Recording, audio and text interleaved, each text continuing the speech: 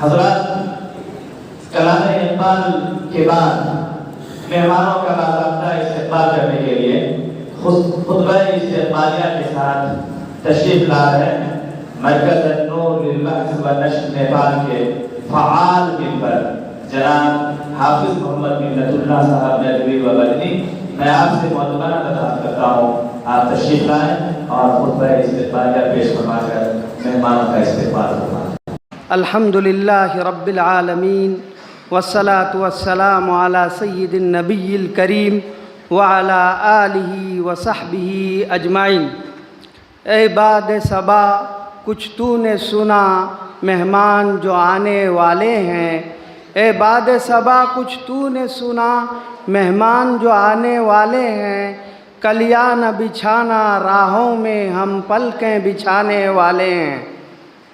معزز اکابرین دارالعلوم نور الاسلام، مہمانان گرامی قدر، اساتذہ کرام اور احباب نوریہ و خصوصی مہمان معظم، السلام علیکم ورحمۃ اللہ وبرکاتہ۔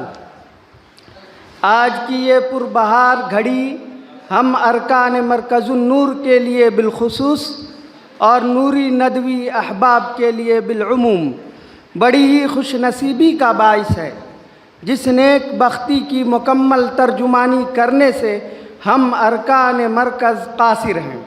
ایسا کیوں نہ ہو کہ ہمارے درمیان ملک کے مختلف گوشوں اور قریہ و اطراف سے ایسی عظیم شخصیات موجود ہیں جن کی علم دوستی ان کے استحضار و رغبت کی شہادت دیتی ہے، جن کی کڑی محنتوں اور سخت جان مشقتوں سے ملک نیپال میں مردم سازی کے وہ کارہائے نمایاں انجام پائے ہیں، جن کے علمی نقوش ہر مسلم آبادیوں میں مرتسم ہے۔ مناروں کی بلندیوں سے ان کے سکھائے ہوئے نغمہ ایمانی سنائی دیتے ہیں، اور ان عظیم شخصیات میں سے بیشتر اسی مادر علمی دارالعلوم نور الاسلام جلپا پور کے خوشہ چی رہے ہیں۔ جب فکری جہالتوں کی بادعثیاں نے اپنے ناپاک ارادوں سے علم و یقین کی راہ میں پنپتے ہوئے ایمانی کوپلوں کو اپنی زہریلی ہواؤں سے مسموم کرنے کی جستجوئیں کی، تو یہی وہ لوگ تھے جو مشعل راہ بن کر ابھرے، معقول اور منقول بینات کے ساتھ اپنے اساتذہ کی آواز میں آواز ملائی اور ہر حکم پر لبیک کہا۔ پھر انہیں یہ سرخروئی حاصل ہوئی کہ اللہ نے انہیں اپنے دین کی خدمتوں کے لیے انتخاب فرمایا۔ اسی مصفہ جماعتوں کی وجہ سے نہ جانے کتنے گھروں میں شعور و آگہی کے چراغ جل اٹھے، ایمان کی باد بہاری آئی، مرجھائے ہوئے کلیوں میں تازگی آئی، اور انہی قلقاریوں اور آہ سحر گائیوں نے دارالعلوم نور الاسلام کو یہ اعزاز بخشی کہ وہ آج ملک نیپال کے علمی درسگاہوں میں ایک مرجع کی حیثیت رکھتا ہے۔ ان کے پروانے مدتوں بعد پھر اسی آنگن میں مسکرا رہے ہیں جہاں سے انہوں نے روشنی پائی تھی، اور خلوص و عقیدت کا نذرانہ اپنے معلموں اور مربیوں پر نچھاور کر رہے ہیں۔ فرط جذبات سے محو حیراں قرطاس و قلم سے نکلے ہوئے تمام لفظی شہپارے اس جمیل عکس کی منظر کشی کرنے سے عاجز ہیں۔ اگر انطباعات و مشاعر کو قدرت ازدی سے جسم و جاں کے قالب میں ڈھال دیا جائے تو حسن یوسف کی طرح آنکھیں خیرہ ہو جائے۔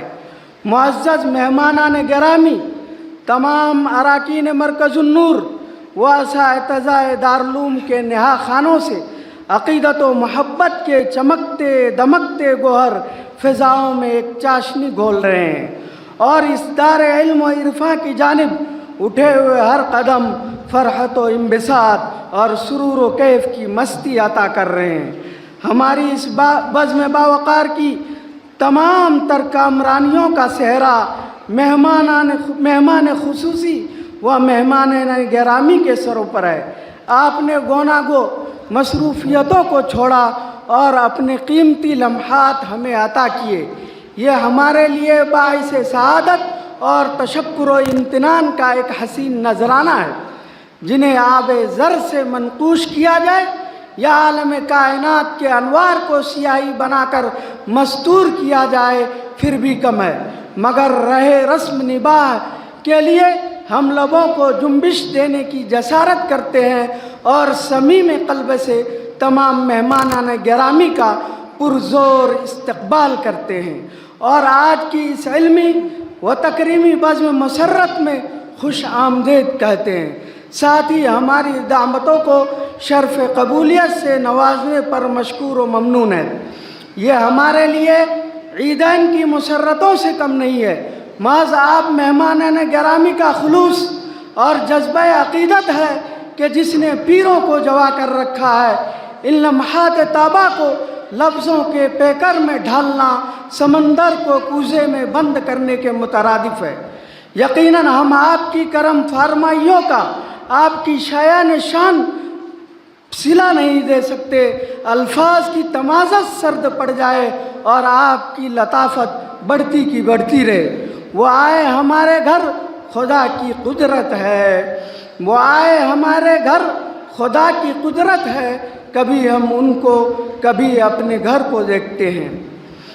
قبل اس کے کہ ہماری مسرتوں کے جذبات میں مزید ارتعاش پیدا ہو، مقصد عظمی فرحت محبت میں کہیں چھوٹ نہ جائے، ہم چاہتے ہیں کہ مرکز النور کے بنیادی مقاصد پر ایک طائرانہ نظر ڈالی جائے تاکہ افادیت عام ہو جائے۔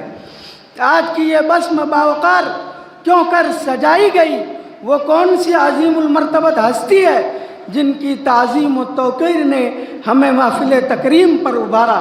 امنگوں اور آرزوؤں کا وہ کون سا سیلاب امٹ پڑا کہ یک لخت زبان ہوش مندوں سے یہ صدائے بازگشت آنے لگی کہ اعزاز و تکریم کی محفل سجائی جائے، اپنے بزرگ اساتذہ کی خدمات کو سراہا جائے، اعتراف کیا جائے تاکہ نسل جدید کو ایک مثبت پیغام دیا جا سکے۔ اس دور افتادہ میں جب کہ استاد شاگرد کا جذبہ احترام ماند پڑ چکا ہے اور باہمی تعلقات کی راہیں بہت طویل ہو چکی ہیں بلکہ مسدود ہونے کو ہے، ہر کس و ناکس کے لیے زیارت معلم دشوار تر ہو چکی ہے، کہیں کیوں نہ ہم احباب نوریہ اس خلا کو پر کرنے کی پہل کریں۔ اسی جوہد مسلسل کی پہلی کڑی وہ عظیم باوقار ہستی ہیں جنہیں ہم آپ حضرت مولانا محمد ایوب صاحب ندوی مد ظل العالی ناظم دارالعلوم نور الاسلام جلپا پور کے نام سے جانتے ہیں۔ یہ زلف بردوش کون آیا، یہ کس کی آہٹ سے گل کھلے ہیں، یہ زلف بردوش کون آیا، یہ کس کی آہٹ سے گل کھلے ہیں، مہک رہی ہے فضائے ہستی تمام عالم بہار سا ہے۔ ان کی زندگی کے اکثر ایام دارالعلوم نور الاسلام کی آبیاری میں صرف ہوئے۔ مردم خیزی اور انسانیت سازی کے لیے انہوں نے پوری عمر لٹا دی۔ قوم و ملت کے نوجوانوں اور نونہالوں کی تعلیم و تربیت کے لیے اپنے آپ کو کھپا دیا۔ علم و کمال کے بے شمار مہتاب و آفتاب انہی ہاتھوں سے بن کر ملک نیپال میں چمکے۔ شاید کچھ ہی علوم و معارف کی ایسی درسگاہ ہو جہاں ان کے نکھارے ہوئے سیارے چمکتے نہ ہوں، وگرنہ شہر میں روشنی کیا ہے۔ ملک نیپال کی اکثر مساجد کے ممبر و محراب اسی دیار کے خطیب و امام ممبر محراب پر اسی دیار کے خطیب ممبر و محراب پر اسی دیار کے خطیب امام اپنا سبق دہراتے ہوئے نظر آئیں گے۔ ترائی سے کوہ ہمالہ کی بلند بالا چوٹیوں تک یہیں سے بیشتر علم کی کرنیں پھوٹتی ہوئی نظر آئیں گی۔ یہ انہی جیسے اولوالعزموں کے کارنامے ہیں جن میں سے اکثر داغ مفارقت دے چکے ہیں۔ چند گنے چنے شخصیات باقیات صالحات میں سے اپنی وجود کے بہترین مثال ہیں۔ ان میں قابل ذکر ہمارے مہمانان خصوصی جناب مولانا محمد ایوب صاحب ندوی دامت برکاتہم ہے، جنہوں نے دارال علوم کے لیے اپنی پوری جوانی صرف کر دی، پیرانی سالی کے تمام تر لمحات اسی کے تراش و خراش میں گزار دیے۔ مختلف عوارض کے باوجود ہمت و استقلال میں کمی نہیں آئی، جسم گرچہ ضعیفی سے دوچار رہا، مگر خود کو اولوالعزمی کے لباس میں چھپائے نہایت حکمت عملی سے اپنی دھن میں مگن رہے۔ کتنے پت جھڑ آئے، 12 خزاں کی رت لائی گئی، مگر دارالعلوم کی ارتقائی منازل پر ذرہ برابر بھی آنچ نہ آنے دیا۔ استقلال کے پہاڑ بنے رہے، جمے رہے، ڈٹے رہے، ہر سنی کو انسنی کر دیا اور اپنا کام بحسن خوبی جاری رکھا تاکہ دارالعلوم نور الاسلام کا علمی اقبال بلند ہو سکے۔ آج نتیجہ ہمارے اور آپ کے سامنے ہے۔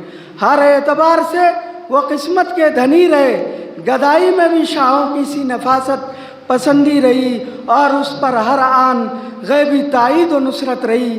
یہ محض اللہ کا ان پر فضل و کرم اور احسان ہے، جس کی نظیر اب اس دور میں نایاب و ناپید ہے۔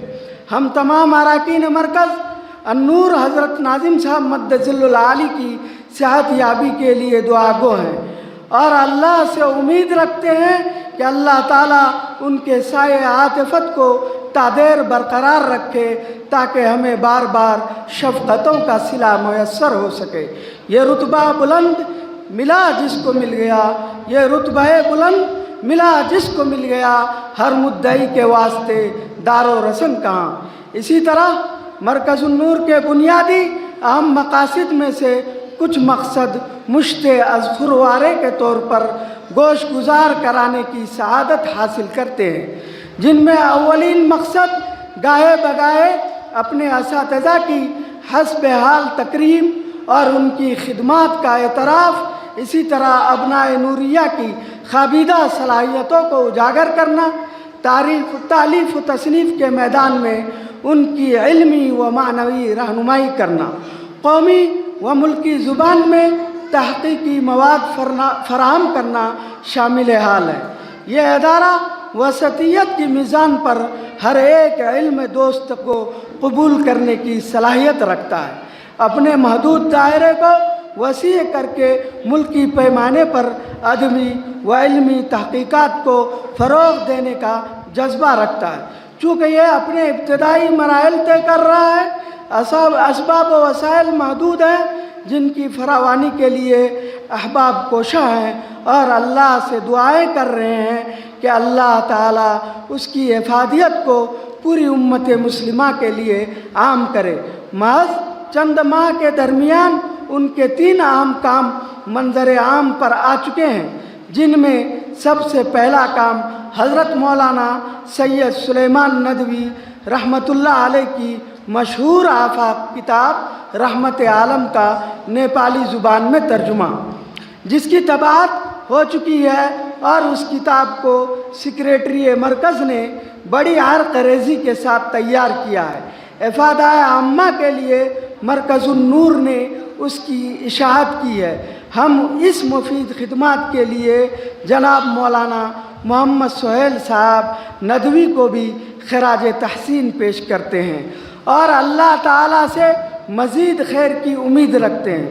جبکہ مرکز النور کا دوسرا تحقیقی کام دائمی اوقات الصلاۃ ہے، جسے ملک نیپال کے 2 عظیم درسگاہوں کی موافقت سے تیار کیا گیا ہے، جس کے لیے حافظ عبدالقیوم صاحب ندوی، استاد دارالعلوم ہاضہ مولانا رضوان صاحب ندوی ممبر مرکز النور، مولانا سہیل صاحب ندوی جنرل سیکریٹری مرکز النور خراج تحسین کے مستحق ہیں۔ اور اسی طرح تیسرا بڑا تحقیقی کام حضرت ناظم صاحب مد ظل العالی کے اس زمانے کے مضامین کو یکجا کرنا جبکہ وسائل ناپید تھے اور حالات ایسے ناسازگار کے ایک صفحہ کی کتابت اور اس کی ترتیب و تزیین کے لیے نیپال سے کٹھیار کا سفر کرنا پڑتا تھا، پھر اسے ترجمان ملت کی زینت بنانا جوئے شیر لانے کے مانند تھا۔ ان تمام مضامین کو ایک فاضل استاد جناب مولانا محمد عثمان صاحب ندوی استاد دارالعلوم ہاضہ اور ممبر مرکز النور نے بڑی جافشانی کے ساتھ جمع کیا ہے اور انہیں کتابی شکل و صورت عطا کی ہے جس کا نام جستجوئیں میری ہے۔ انشاءاللہ آج اس کا رسم اجرا ہوگا جس کے لیے مولانا عثمان صاحب ندوی بھی خراج تحسین کے حقدار ہیں۔ ہم اراکین مرکز النور للبحث والنشر ان کی علمی کاوشوں کو سراہتے ہیں اور دل کی گہرائیوں سے انہیں مبارکباد پیش کرتے ہیں۔ اللہ تعالیٰ اس کتاب کو باعث خیر و نفع بنائے اور اس کے مصنف و مرتب دونوں کو حسب درجات جزائے خیر عطا فرمائے، آمین۔ بس ہم انہی ٹوٹے پھوٹے بکھرے بے ہنگم کلمات سے اپنی اس بات کو اس شعر کے ساتھ ختم کرتے ہیں اور پھر سے آخر میں تمام مہمانان گرامی کا دل سے شکریہ ادا کرتے ہوئے رخصت ہوتے ہیں کہ برق کیا، شرارہ کیا، رنگ کیا، نظارہ کیا۔ برق کیا، شرارہ کیا، رنگ کیا، نظارہ کیا، ہر دیے کی مٹی میں روشنی تمہاری ہے۔ تمہارے ساتھ یہ موسم فرشتوں جیسا ہے، تمہارے ساتھ یہ موسم فرشتوں جیسا ہے، تمہارے بعد یہ موسم بہت ستائے گا۔ وآخر دعوانا ان الحمدللہ رب العالمین۔